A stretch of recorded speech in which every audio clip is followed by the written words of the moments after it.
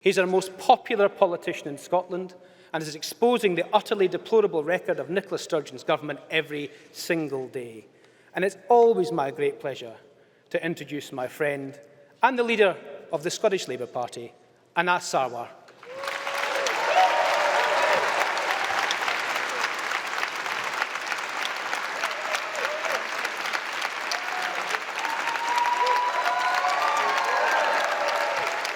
Thank you. Thank you. Thank you very much. Thank you. Conference, can I start by thanking my friend, and not our shadow, but our next Secretary of State for Scotland, Ian Murray. Ian, I can make you a promise that at the next general election, we will get you more colleagues. I just can't guarantee we'll get you more friends. And Conference, I want to also take this opportunity to pay tribute to and thank a person that I honestly couldn't do this job without. Our formidable Deputy Leader, Jackie Baillie. Let's hear it for Jackie Baillie.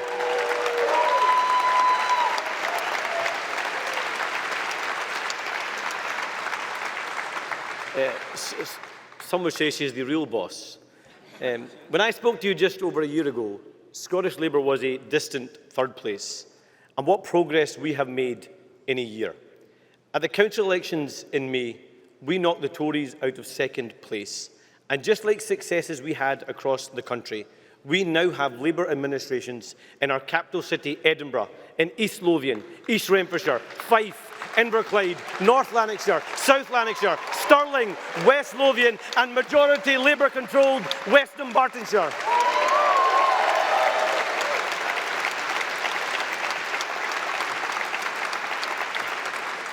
And in Glasgow, we gave Nicola Sturgeon and the SNP one hell of a fright, less than 200 votes from winning. But let me be clear. The Scottish Labour Party I lead doesn't aspire for second place. We aspire for first place. And we're back in the fight, and we're in it to win it.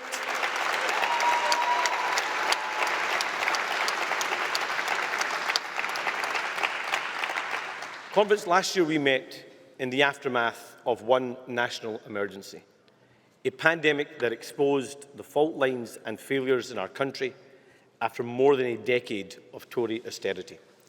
But it also revealed the strength and charity of our communities who pulled together to help their neighbours in a time of need. Again, and far too soon, those ties that bind us together have been called on once again. This cost of living crisis is a national emergency that needs a pandemic-scale response. And as I've travelled around the country, I've heard and listened to those stories.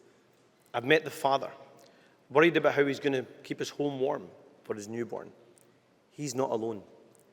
The mother, who skips meals to ensure her children don't go to school hungry, she's not alone. The family digging up their garden to plant vegetables because they can't afford the weekly shop, they aren't alone.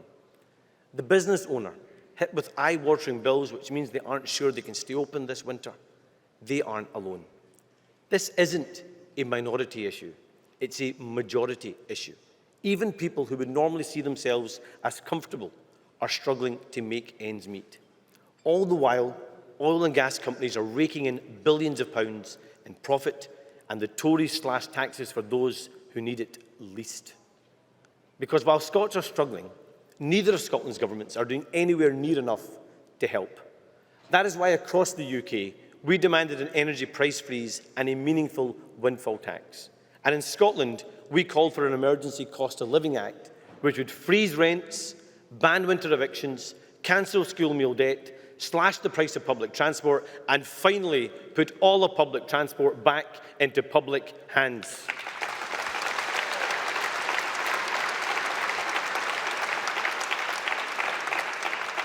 But given the choice, both governments preferred the comfort of the soundbite to the difficulties of solving the problem.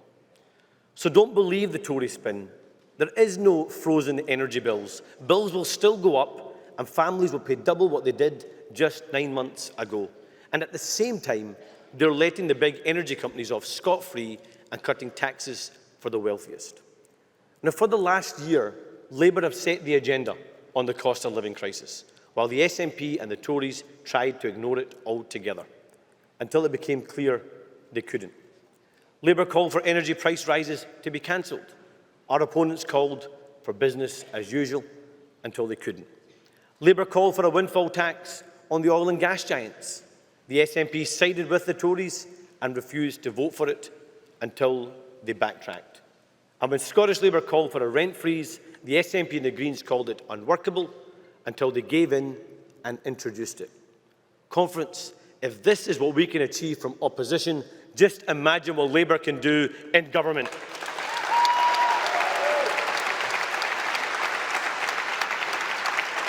For the last 12 years, we've had a Tory government which has actively sought to pit community against community. They wasted billions of pounds of taxpayer cash on dodgy contracts, vanity projects and giveaways to party donors. They've cut stamp duty for second homeowners and made super tax deductions for the biggest companies. They accept poverty and misery as the price worth paying for a society that redistributes wealth, but from the poorest to the wealthiest. We were right to cheer the removal of Boris Johnson because he shamed the office of Prime Minister. But let's be clear, Liz Truss is worse than Boris Johnson. Boris Johnson didn't believe in anything apart from himself. Liz Truss is a right-wing ideological Tory, and Liz Truss is more dangerous than Margaret Thatcher. Let's be clear. This is a corrupt, lying, incompetent, failing, cheating, economically illiterate, morally bankrupt shower, and the sooner we boot them out of Downing Street, the better.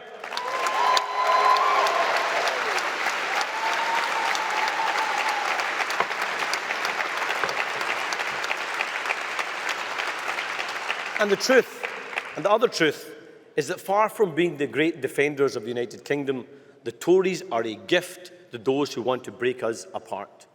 In Scotland, the Tories' failings have allowed the SNP to double down on their campaign of division rather than face up to their own record of failure in Scotland.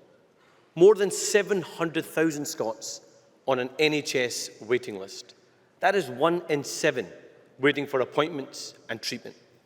More than 10,000 children and young people waiting for a mental health appointment. 20,000 fewer businesses in Scotland today than when the pandemic began. The highest drug death rate in Europe, and our NHS on its knees despite the incredible efforts of the workforce. After 15 years in power, the SNP have squandered every chance, broken promise after promise, and left Scotland worse off than when they came to power in the first place. Instead, always someone else to blame or something else to blame. Conference, you know what I know. There is nothing progressive about Scottish nationalism. Independence goes against the values of solidarity and social justice. It's an ideology based on what divides us, not what unites us.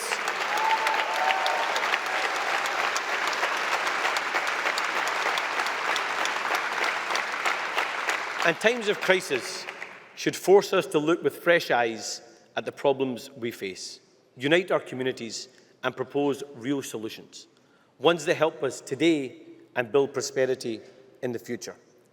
That is what Labour is focused on. Because while our opponents thrive on division, we know that real change comes when you pull together. But in Scotland and across the United Kingdom, our politics has lost sight of that. I hate to break it to Liz Truss or Nicola Sturgeon. Whether you voted yes or no, whether you voted leave or remain, your bills are still going up.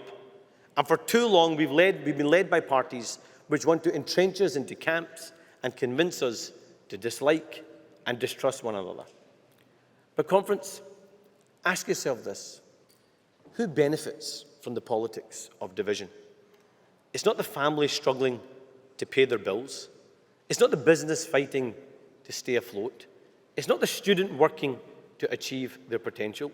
It's not the people trying to buy their first home. The politics of division helps the Tories and the SNP win elections and stay in power, not to change people's lives. But it doesn't have to be that way. Our politics can be better. Our country is better. Our people deserve better.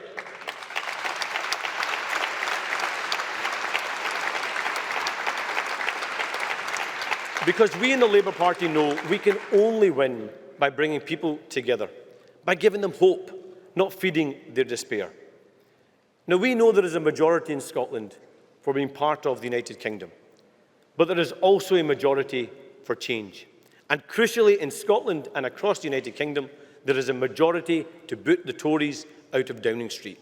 Our job, Labour's job, is to build the campaign and the coalition to deliver that. Not a coalition of political parties. So let me be clear, no ifs, no buts, no deals with the SNP, but a coalition of the people to beat the Tories.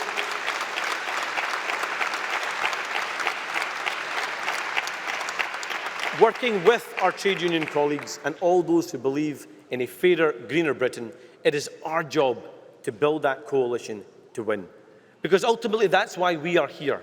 That is what has motivated us to come from every corner of these islands to this great Labour city of Liverpool. Our task to win the next general election is to end that politics of division and demonstrate how we change our country. Because, conference, it isn't enough that the Tories or the SNP deserve to lose. We need to deserve to win. And to do that, we need to prove ourselves worthy of the trust of that majority who want to renew our United Kingdom, so that we can protect workers and invest in public services, unlock Britain's potential to create the high-skilled, paid jobs of the future, support struggling businesses to actually grow our economy, invest in green technology to bring down energy bills and save our planet, and take on the crony capitalists who rig politics in their favour and instead make Britain a country where ambition and merit matter again. That is the difference Labour will make in power.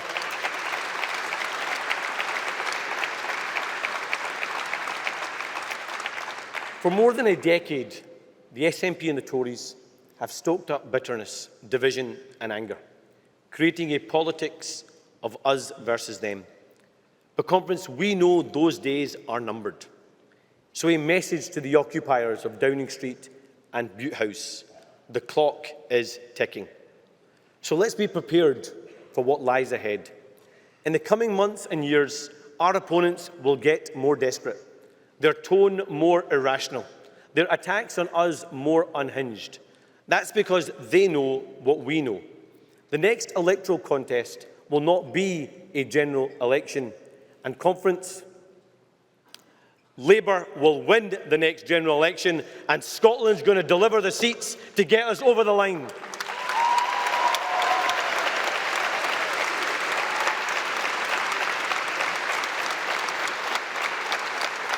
We will deliver the seats to get us over the line. We will help deliver that Labour government, and we will help elect Keir Starmer as the United Kingdom and Scotland's next Prime Minister.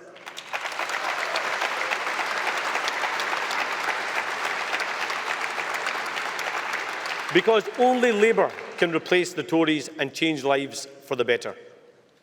So, conference, believe this is our moment to build a country where everyone is entitled to dignity. This is our opportunity to set our country back on the path to prosperity. This is our chance to help everyone achieve their potential. The time for divide and rule is over. The time for change is now. Labour will deliver that change and will build a better future, and we'll do it together. Thank you. Thank you very much. Thank you.